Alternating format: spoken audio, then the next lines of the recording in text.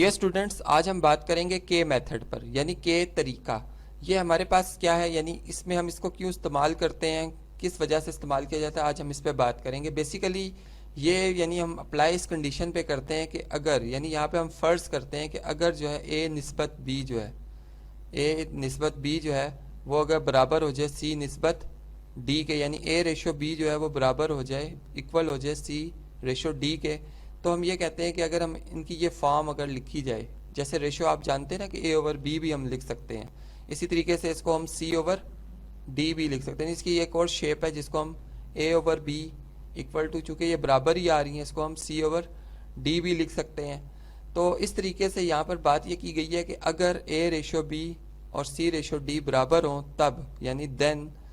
ए over B और सी over D ये हम बराबर लिखेंगे एक कांस्टेंट के,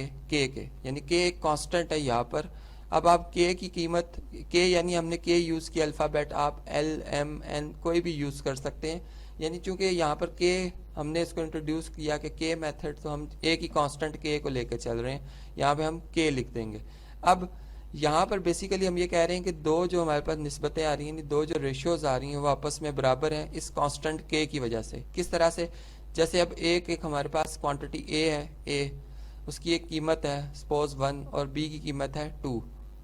यानी यहाँ पर सपोज हमारे पास 1/2 बन जाता है, तो इसका आंसर जो आएगा वो 0.5 आ जाएगा। इसी तरह से सी हमारे पास एक कीमत है, वो सपोज करें कि वो 3 है, और डी जो है हमारे पास 6 है, इसका आंसर भी 0.5 आ जाएगा। अब चूंकि इनका आंसर जो 0.5 दोनों में क्या है, कॉमन है, यानी इसको मैं के कह रहा हूँ, यहाँ पर मैं इसको के कह रहा हूँ, तो इसकी बेस पर हम ये कहेंगे कि ये दोनों रेशियोज जो हैं वो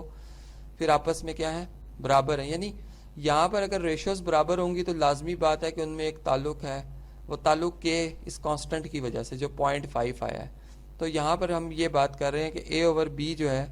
रेशियो ए ओवर बी जो है वो भी बराबर होगा के कांस्टेंट के, और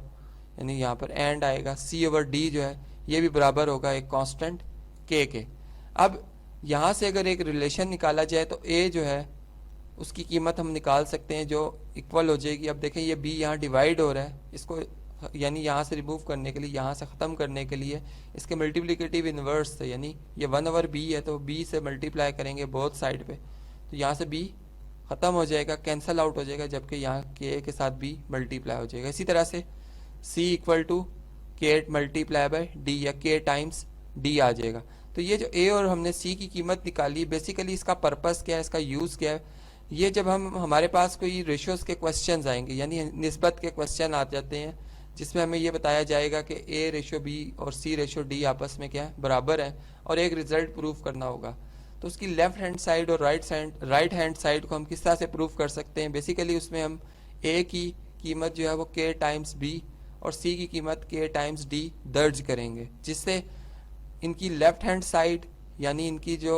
बाई सिमत है, बाई हाथ वाली सिम तरफ है, और जो इनकी राइट हैंड साइड है यानी दाईं जो साइड वाली जो रकम होगी वो आपस में क्या हो जाएगी, बराबर हो जाएंगी।